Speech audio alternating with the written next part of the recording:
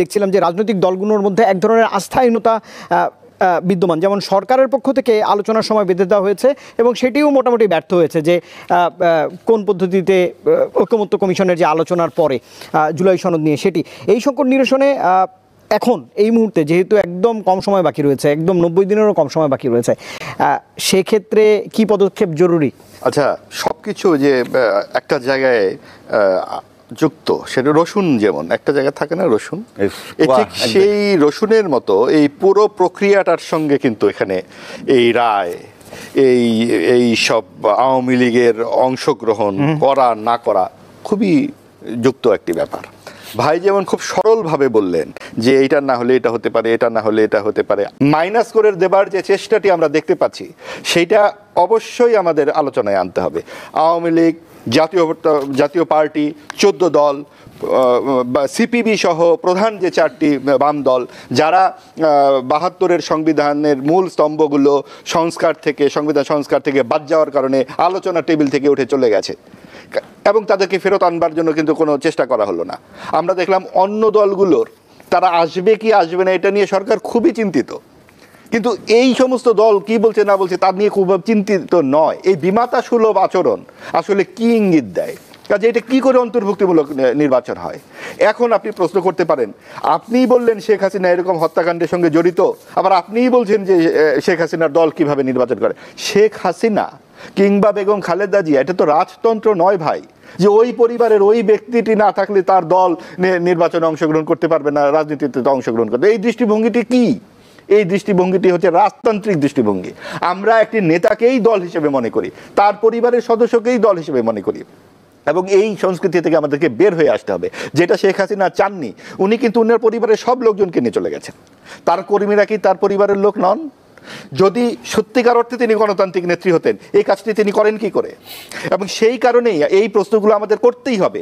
যে প্রতিহিংসা, উনি বললেন যে আমি স্বীকার করে নিচ্ছি শেখ হাসিনার কিছু ভুল ছিল, আমি স্বীকার করার তো কিছু নাই। আমি শুধু বলছি 72 সাল থেকে গত 54 বছরে সকল রাজনৈতিক দলের হাত রক্তাক্ত, একজন আরেকজনকে খুন করেছেন এবং এক খুন করার থেকে আবার প্রতিহিংসা থেকে আবার খুনের মামলা হয়েছে, খুনের মামলা থেকে আবার হয়েছে, সবার আগে হয়েছে 71-এর বড় খুন। সেই বড় খুনে যে এই দলটি জড়িত, সেই দলটি এখন খুব সাড়ম্বরে কথাবার্তা বলে। তারা যে একটি গণহত্যা এবং দেশের জন্মের বিরোধিতা করেছিল সেই প্রস্তুতি করবার মতো আজকে কেউ নাই। আপনি আওয়ামী লীগের হত্যা নিয়ে কথা বলছেন, আপনি জামাতে ইসলামীর হত্যা নিয়ে কেন কথা বলবেন না? এবং আওয়ামী লীগকে আপনি নিষিদ্ধ করছেন, সেটা নিয়ে প্রধান উপদেষ্টা যথেষ্ট সড়ম্বরে বলছেন আওয়ামী লীগ নিষিদ্ধ। কেন জামাতে ইসলামী তাহলে কোন যুক্তিতে তারা সহি হয়ে যায়?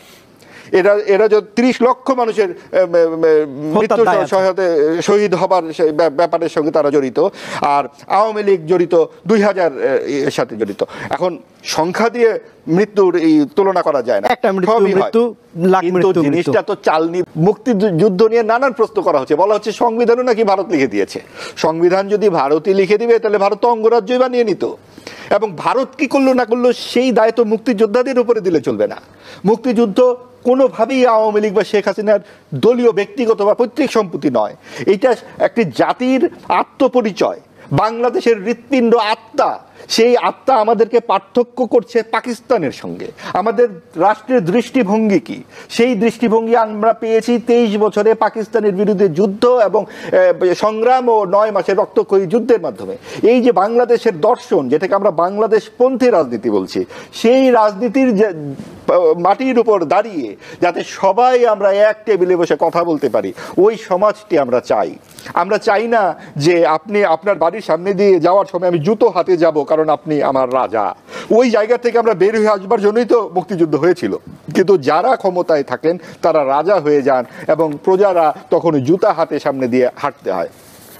আওয়ামী লীগ যে লুণ্ঠন করেছে, লুণ্ঠন ধারাবাহিক লুণ্ঠনের একটা পর্যায়ে গিয়ে ওখানে পড়েছে। প্রত্যেকটা ক্ষমতাসীন দল ভুলে যায় আমাদেরকে জবাবদিহি করতে হবে। আপনার মনে আছে 2006 সালে বিএনপি যখন তত্ত্বাবধায়ক রাজি হলো না, কি অবস্থাটা হলো 111-এ? কেন? তখন যদি পরপর 5 বছর পর পর নির্বাচনটি যথাসময়ে হতো তাহলে কি সমস্যা হতো? আজকে তত্ত্বাবধায়ক সরকারের এত কথাবার্তা হচ্ছে, সংবিধান সংস্করণ নিয়ে কথা হচ্ছে, সংস্কার নিয়ে। সংবিধান সংস্কার করলেই আর স্বৈরাচার আসবে না? স্বৈরাচার তো আপনার মগজে, আপনার মাথায়, আপনার রাজনীতিতে। আমরা কেন প্রশ্ন করছি না রাজনৈতিক দলগুলোকে আপনার ম্যানিফেস্টো কি, আপনি নির্বাচিত হলে কি করবেন? আপনি যে ইসলামিক রাজনীতি করেন, আপনি যে শরিয়া ভিত্তিক আইন চাইলেন সারা জীবন, এখন যদি আপনি নির্বাচিত হন, জামায়াত ইসলামী এবং 8 দল ইসলামিক দল যদি নির্বাচিত হয়, তাহলে কি দেশের শাসনতন্ত্র ইসলামিক হয়ে যাবে, শরিয়া আইন হয়ে যাবে? মেয়েদেরকে তো 5 ঘন্টা কাজের কথা বলা হচ্ছে, নারীদেরকে বলা হচ্ছে যে নারীরা ঘরেই সুন্দরী, নারীরা ঘরের রানী, তাদেরকে বাড়িতে টাকা পাঠিয়ে দেবেন। জামায়াতের আমির মিস্টার উনি আছেন শফিক সাহেব বলেছেন এই কথা। এই টাকা তিনি কোথায় পাবেন? সৌদি আরব থেকে আনবেন? তার মানে ভারত থেকে আমরা মধ্যপ্রাচ্যের দিকে চোখ ফেরাবো? কাজে এই সমস্ত কথাবার্তা আমাদেরকে শঙ্কাযুক্ত করে। এখন বলা হবে না বিএনপি অনেক জনপ্রিয় দল, পারবে না জামাত। তাহলে মানে কি বিএনপিকে এককভাবে আমরা এত বড় করে তুলছি যে তার সাথে কেউ দাঁড়াতে পারবে না? সমাজে যদি এরকম ভারসাম্যহীনতা তৈরি হয়, তার দায় কিন্তু আসবে এখন যারা আজকে রাজনীতি নিয়ন্ত্রণ করছে তার, অর্থাৎ সরকার। সরকারের কাছ থেকে আমরা নারী সংস্কারের এই যে কর্মসূচি আমরা পেয়েছিলাম, তার ডক্টর শিরিন হক বলেছেন সরকার এটা নিয়ে কোনো কথাই বলেনি। যিনি সরকার সংস্কার কমিশনের প্রধান ছিলেন, নারী সংস্কারের সাথে তার কথাও বলেনি তারা। এবং যে ভাষায়, যে ভঙ্গিমায় নারীদেরকে আক্রমণ করা হয়েছে, 24-এর যে আন্দোলন আপনি দেখুন, তাদের নেতৃত্বে কারা ছিল? নারীরা ছিল। এই রোকেয়া হলের ছাত্রীরা ছিল 14 জুলাই। তার বিরোধিতা করলে শেখ হাসিনা তাকে বিএনপি জামাত বলেছেন। আজকে যখন আপনার বিরোধিতা করা হচ্ছে যারা ক্ষমতাবান তাদের, তখন বলা হচ্ছে আপনি স্বৈরাচারীর দোসর, আপনি আওয়ামী দোসর। তার মানে কি একই তো সেই দৃষ্টিভঙ্গি। অর্থাৎ আপনি কোনো কর্তৃত্ববাদের বিরুদ্ধে কথা বলতে পারবেন না, কথা বললে আপনি কোনো একটা দোষর হবেন, সেটা এই আমলে ওই আমলেও। কাজে ওই জায়গা থেকে যদি আমরা উঠে না আসতে পারি, আমরা যদি প্রত্যেকের সমমর্যাদা নিশ্চিত করতে না পারি, আপনার 5 ভাই, 2 ভাই চুরি করেছে, আপনি কি আপনার পৈতৃক সম্পত্তি থেকে 2 ভাইকে বঞ্চিত করতে পারবেন? পারবেন না। তার জন্য শাস্তির ব্যবস্থা আছে।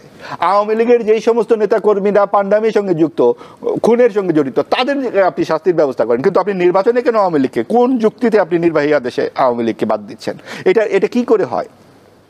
এবং সেইটা নিয়ে কোনো কথাও বলছেন না আপনি সিদ্ধান্তই নিয়ে ফেলছেন। সিদ্ধান্ত নিলেন কারা? 30টি রাজনৈতিক দল। সেই 30টি রাজনৈতিক দল কি বাংলাদেশের 100 ভাগ মানুষ, 92 ভাগ, 80 ভাগ? ওখানে 7-8টি দলের বেশি কোনো দলের নামই তো আমরা জানি না, তার দ্বিতীয় বা তৃতীয় জানি না। তারা কি বাংলাদেশের ভবিষ্যৎ ঠিক করে ফেলবেন? তারা বাংলাদেশের রাষ্ট্রীয় স্তম্ভগুলো বাদ দিয়ে দেবেন? তারা মুক্তিযুদ্ধ থেকে যেই অর্জিত আমাদের চেতনা, যে আমাদের যে দৃষ্টিভঙ্গি, তারা বদলে ফেলবেন এই কয়েকজন মানুষ বসে? 24-এ যে আন্দোলন হয়েছিল, কোনোবার কি একটি বার কোথাও উচ্চারিত হয়েছিল আমরা মুক্তিযুদ্ধের এই সমস্ত আদর্শ বাদ দিয়ে দেব, মুক্তিযুদ্ধের ভাস্কর্য ভেঙে ফেলবো, মাজার ভেঙে ফেলবো, এগুলো বলা হয়েছিল? কেন এই সমস্ত মুক্তিযুদ্ধের ভাস্কর্য ভাঙা হলো? ধানমন্ডির 32 নম্বর নিয়ে ভাই বললেন যে কেউ কথা বলছে না। কথা বলার রাস্তা কি রেখেছে সরকার? যখন ভাঙচুর হলো, বুলডোজার কি আস্ত বুলডোজার এনে 2 দিন ধরে বাড়িটি ভাঙা হলো, এই বাড়িটি কোনো ব্যক্তিগত সম্পত্তি? এটা ইতিহাসের অংশ। একটা দেশের ইতিহাস 2 বছরের হয় না, 5 বছরের হয় না। একটা পরিবারের ইতিহাসই তো হয় 150-200 বছরের, বাপ দাদা পরদাদা। আর একটি দেশের ইতিহাস, এর যে শতাব্দী পরম্পরায় আমাদের যে সংগ্রামের ইতিহাস, মুক্তিযুদ্ধের যে আতুর ঘর, আমাদের যে কৃষ্টি সভ্যতা, সেই সমস্ত কিছু আমাদের ভেঙে ফেলতে হবে। আমাদের এখানে সঙ্গীতের শিক্ষক বাদ দিতে হবে। কেন? আমরা কি উল্টো দিকে হাঁটবো? আমাদের